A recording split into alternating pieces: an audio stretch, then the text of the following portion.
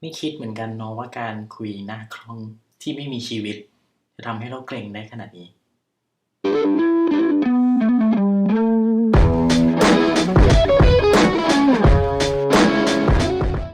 สวัสดีครับทุกคนก็เงียบไปนานเนาะหลังจากที่ย้ายมาจากไทยมาอเมริกาตอนนี้ก็ได้เดือนหนึ่งแล้วหลายๆคนก็คงจะสงสัยว่าตอนนี้ทำอะไรตายหรือยังก็อย่างที่เห็นตอนนี้ยังไม่ตายเนอะระหว่างทางเนี่ยก็ได้มีอัปเดตกับที่บ้านแล้วก็เพื่อนๆบ้างอยู่เหมือนกันแต่ว่านึกภาพออกไหมคือพอเราคุยกับที่บ้านแล้วก็เพื่อนจริงๆมันก็เป็นเรื่องเดิมแต่ว่าพูดวนไปก็เลยคิดว่าเริ่มเหนื่อยแล้วก็เลยคิดว่าทำบล็อกอัปเดตไปเลยละกันทีเดียวทุกคนจะได้ข้อมูลตรงกันแล้วเดี๋ยวเราค่อยแวะมาเมากันหลังใหม่ดีกว่าเนาะเดี๋ยวขอปรับความเข้าใจกันนิดนึงก่อนนะคะ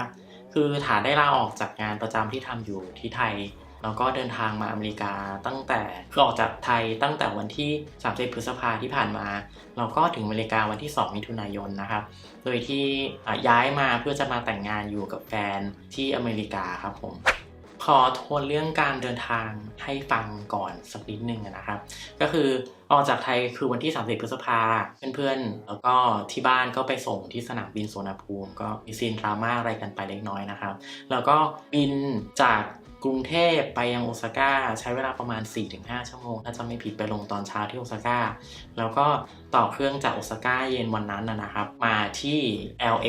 แล้วก็บินต่อจาก LA ในวันเดียวกันไปที่เมืองทูซอนรัฐอาริโซนานะครับจาก LA ไปทูซอนก็อีกประมาณ2ชั่วโมงซึ่งระหว่างทางเนี่ยก็ได้มีการแพลนตัววันเดย์ทริปในโอซาก้าเพราะว่าเครื่องมันลงตอนเช้าใช่ไหมครับแล้วก็ถ้าจำไม่ผิดรู้สึกว่าจะลงตอน7โมงเช้าหรือ8โมงเช้าเนี่ยแหละแล้วก็เครื่องออกอีกทีประมาณ5โมงเย็นเราก็เลยวางแผนครึ่งเช้าเนี่ยในการที่จะไปเที่ยวในเมืองโอซาก้าอีกนิดนึงจริงๆก็ได้ไปกับที่บ้านก่อนหน้านี้แล้วคนที่เป็นเฟรนด์ Facebook ก็อาจจะได้เห็นอยู่ว่าได้มีการโพสต์รูปครอบครัวที่ไปเที่ยวโอซาก้าด้วยกันแต่ว่ามันก็มีบางจุดที่เราไม่ได้กลับไปเก็บแล้วเราก็แวะไปกินอะไรเล็กน้อยเพื่อเป็นการสั่งลาอาหารญี่ปุ่นที่ตลาดคุโรโมนก็ได้กินตัวอาหารทะเลสดๆอันได้แก่หอยโง่ๆปิ้งราดโชยุก็อร่อยหรือไม่ว่าจะเป็นไข่หอยเม่นสดๆที่แงะออกมาเฉยๆก็อร่อยก็มีความสุขดีครับในโอซาก้าพอมาถึงทูซอนก็ถ้าจำไม่ผิดรู้สึกจะถึง LA ที่ประมาณก่อนเที่ยงมั้งแล้วก็ขึ้นเครื่องน่าจะตอนประมาณบ่าย2แล้วก็ใช้เวลาบิน2ชั่วโมงถึงทูซอนประมาณ4โมงเย็นซึ่ง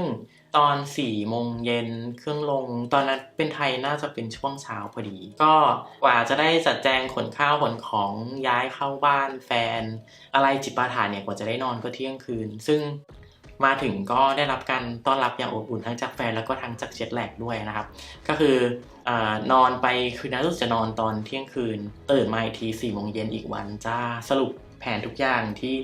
คุณแฟนวางไว้ก็ไม่ได้ทำในส่วนของเมืองทูซอนจริงๆก็อยากจะถ่ายรูปประกอบคำอธิบายเนาะแต่ว่าอากาศมันร้อนมากร้อนแบบ ร้อนอะร้อนแบบร้อนโคตรพ่อโคตรแม่ร้อนแบบว่าถ้าอัญเชิญเจ้าหญิงเอลซ่ามาแล้วใช้พลังให้เมืองเย็นลงสัก1-2องศาแล้วว่า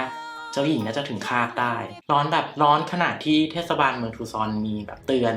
ว่าถ้าจะเดินทางด้วยการแบบเดินเท้าหรือขี่จักรยานเนี้ยควรจะวางแผนการเดินทางก่อน9โมงแล้วก็หลังบ่าย3โมงในช่วงที่พระอาทิตย์เริ่มจะเบาๆลงแล้วแต่ว่าถ้าเกิดจะเดินทางช่วงนั้นก็ขอให้ดื่มน้ำเยอะๆเตรียมน้ำเยอะๆไประหว่างเดินทางนะครับซึ่งตอนที่อยู่ที่ทูซอนเนี่ยจริงๆแฟนก็มีรถแต่ว่าในระหว่างทางที่ระหว่างวันที่ไม่ได้เอารถออกไปใช้เราก็ต้องมีแบบขี่จักรยานไปนู่นไปนี่ก็ได้ลองขี่จักรยานตอนเที่ยงเหมือนกันเราก็รู้สึกว่าเราคิดว่าเราแน่ใช่ไหมจากกรุงเทพเราคิดว่าเราแบบกรุงเทพเมืองร้อนอย่างเงี้ยเราคิดว่าทูซอนมันก็แค่สิวๆป่ะแต่รู้สึกว่าพอมาถึงรู้สึกว่าคิดผิดเพราะว่าอย่างที่กรุงเทพอย่างเงี้ยเวลามันร้อนใช่ไหมครับเหงื่อเราก็จะออกแล้วก็จริงๆมันจะรู้สึกเหนอะตัวแล้วก็ไม่ค่อยสบายตัวเท่าไหร่แต่ว่าด้วยความที่เหงื่อมันเหนอะตัวเนี่ยเหงื่อมันค่อยๆระเหยใช่ไหมมันทำให้ตัวอุณหภูมิร่างกายเรามันเย็นลงพออุณหภูมิร่างกายเรามันเย็นลงเราก็เลยรู้สึกว่ามันไม่ค่อยได้แบบร้อนความร้อนมันไม่ได้สะสมในร่างกายเราขนาดนั้นแต่ที่ทูซอนเนี่ยคือมันเป็นร้อนแห้งคือเหงื่อมันระเหยดีมากมันแทบจะไม่รู้สึกเหนอะเลยแต่ในทางกลับกันก็คือว่าตัวความร้อนเนี่ยมันจะสะสมในร่างกายแล้วมันก็ค่อยๆสะสมด้วยความที่มันไม่มีเหงื่อระบายความร้อนเงี้ยมันก็สะสมจนมันร้อนแบบร้อนมากร้อนแบบด้วยความที่มันไม่เหนอะมันก็เลยจะข้ามไปเป็นสเตจที่เป็นฮีทสโตรกเลยสถานีต่อไปลมแดด Next station Heathrow Please mind the gap between your head and the ground ถามว่า 2-3 อาทิตย์แรกในทูซอนเนี่ยทำอะไรไปบ้างสิ่งแรกที่ทำก็คือหลังจากที่มาถึงก็คือได้ไล่ซื้อพวกของใช้จำเป็นนะครับซึ่งหลักๆเนี่ยอย่างที่บอกไปว่าเนื่องจากว่าแฟนน้องออกไปทำงานแล้วเราอาจจะต้องออกไปเดินทางทำนู่นทำนี่เราก็เลยได้ไล่ซื้อของใช้ซึ่งก็จะเป็นตัวจักรยานที่ใช้ขี่จักรยานแล้วก็หมวกกันน็อกเขาก็มีแบบมาตรฐานชัดเจนมากเลยว่าใส่หมวกต้องมีแล้วก็สัญญาณจราจรทำยังไงแล้วก็การให้สัญญาณกับคนที่ขับรถขับขี่บนถนนเป็นยังไงบ้างแล้วก็ในเมืองก็จะมีไบค์เลนเป็นบางช่วงให้เราได้แบบขี่จักรยานโดยปลอดภัยแต่ว่าบางช่วงในถนนใหญ่ก็ไม่มีซึ่งจริงๆก็เขาก็มีแผนที่ให้ต่อมาก็ไล่ซื้อพวกราวตากผ้ากับที่หนีบกางเกงในเพราะว่าต้องการจะประหยัดตังค่าอบผ้าแล้วก็ผ้าที่เราเอามาจากไทยบางอย่างมันไม่สามารถอบได้อย่างเงี้ยก็เลยคิดว่าจะตากซึ่งทูซอนก็จัดให้ด้วยกันถ้าเราตากผ้ากลางแดดนอกบ้านอาจจะแห้งภายในเวลาไม่ถึง1 ชั่วโมงได้ซึ่งเป็นส่วนหนึ่งในอากาศร้อนที่ชอบน่าจะเป็นส่วนเดียวด้วยแหละต่อไปเราก็จัดแจงเรื่องแต่งงานซึ่งก็เป็นการแต่งงานในศาลขั้นตอนมันก็จะค่อนข้างแปลกจากเรานิดนึงเดี๋ยวจะมาเล่าให้ฟังแต่หลักๆก็คือว่าเราจะต้องไปขอตัว marriage license ที่ศาลนึงเพื่อที่จะเอาไปให้ผู้พิพากษาอีกศาลนึงเซ็นให้เพื่อเป็น marriage certificate งงใช่ไหมอย่างของเราเนี่ยถ้าไปที่อำเภอหรือไปที่สำนักงานเขตไปจดทะเบียนทีเดียวจบแต่ว่าที่นี่ต้องไปวันนึงแล้วก็ไปอีกวันนึงซึ่งเดี๋ยวจะมาเล่าในรายละเอียดให้ฟังนะครับแต่ก็จัดแจงไปเรียบร้อยแล้วก็เย็นวันนั้นก็มีการถ่ายรูป pre wedding ไม่น่าใช่ pre wedding มันน่าจะเป็น post wedding เพราะว่าแต่งงานไปแล้วเนาะก็มีการจ้างช่างกล้องจะถ่ายรูปไว้บางคนอาจจะได้เห็นไปแล้วเพื่อนที่สนิทจะได้เห็นมาแต่ว่ายังไม่ได้โพสต์ลง Facebook เดี๋ยวจะหาโอกาสโพสต์ต่อไปนะครับเดี๋ยวจะมี wedding party วันที่31 สิงหาก็ขอเรียนเชิญพ่อแม่พี่น้องมาได้นะครับแต่ว่าไม่ต้องเอาเงินมาใส่ซองก็ได้แต่ว่าค่าตั๋วกับค่าวีซ่าออกเองเนาะต่อจากนั้นในสัปดาห์ถัดมาก็จะต้องบินไปเมืองพอร์ตแลนด์รัฐโอเรกอนซึ่งอยู่ข้างบนเพื่อไปร่วมงานรับปริญญาของน้องสาวของวาเลนก็ได้เข้าร่วมงานรับปริญญาที่เขาเรียกว่าอะไรมีบรรยากาศความเป็นกันเองสูงกว่าคือเราคงนึกไม่ออกเนาะว่างานรับปริญญาที่แบบเอาความศักดิ์สิทธิ์ออกไปในสถาบันหรือในสิ่งต่างๆที่เราแบบมีอยู่ในวัฒนธรรมของเราเนี่ยออกไปแล้วเป็นยังไงก็ได้เห็นเดี๋ยวจะทำคลิปมาเล่าให้ฟังอีกทีนึงน่าสนใจมากเหมือนกันเสร็จแล้วก็ได้ไปสมัครเรียนภาษาสเปน Hola clase de español me llamo Ta soy de Tailandia กับCommunity College ที่ทูซอนหรือชื่อ Pima Community College นะครับก็เป็นภาษาสเปนออนไลน์เพราะว่าเรารู้อยู่แล้วว่าเดี๋ยวเราจะต้องย้ายไปอีกเมืองนึงในอีกไม่กี่สัปดาห์เนี่ยครับก็ไปสมัครแบบเส้นแยกแดนผ่าแปดเพราะว่ากว่าจะจัดแจงอะไรทั้งหมดที่ผ่านมาเนี่ยครับก็เกือบจะเป็นวันสุดท้ายของการลงทะเบียนแล้วซึ่งแต่ที่เด็ดก็คือว่าจริงๆที่นั่งมันก็เต็มมาด้วยเราก็เลยต้องไปติดต่อกับสำนักงานแล้วก็เหมือนขออีเมลเพื่อขอที่นั่งอาจารย์เพิ่มซึ่งอาจารย์ก็ใจดีนะครับตอบกลับมาทั้ง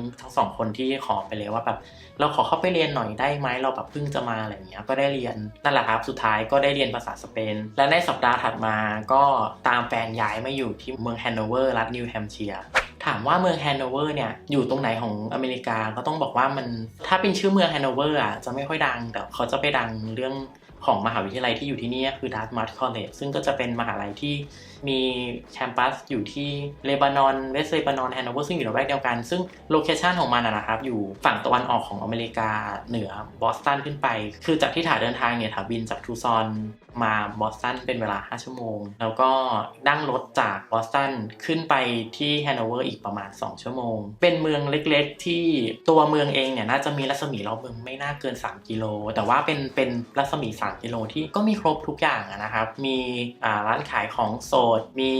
มหาลัยที่แน่ๆมีมหาลัยมีร้านอาหารมีร้านขายยามีโรงหนังที่เมืองมีโรงหนังอยู่แค่เมืองเดียวชื่อ The Nugget Theater แต่ว่าหนังที่เข้าก็ค่อนข้างไวนะครับอย่างล่าสุดเนี่ยSpider-Man ก็เข้า Toy Story ก็เข้าก็มีครบทุกอย่างเมืองแฮนโนเวอร์เนี่ยจริงๆออกจะอยู่ติดชายขอบของรัฐนิวแฮมป์เชียร์คือนึกภาพว่านิวแฮมป์เชียร์กับเวอร์มอนต์เนี่ยเป็น2 รัฐที่เป็นพื้นที่สี่เหลี่ยมเหมือนเป็นสี่เหลี่ยมอย่างเงี้ยครับแล้วก็มีแม่น้ำผ่านตรงกลางซึ่งฝากหนึ่งเนี่ยเป็นนิวแฮมป์เชียร์อีกฝั่งนึงเป็นเวอร์มอนต์แฮนโนเวอร์เนี่ยอยู่ริมขอบของนิวแฮมป์เชียร์เกือบจะถึงเวอร์มอนต์อยู่แล้วซึ่งบ้านพักที่เช่าอยู่ตอนนี้อยู่ใกล้กับขอบรัฐเวอร์มอนต์มากในแบบที่ว่าเดินลงไปแค่อีกน่าจะ800 เมตรอย่างเงี้ยครับเข้าอีกรัฐนึงแล้วก็ได้มีการเดินทางข้ามรัฐเกิดขึ้นอีกแล้วนะครับ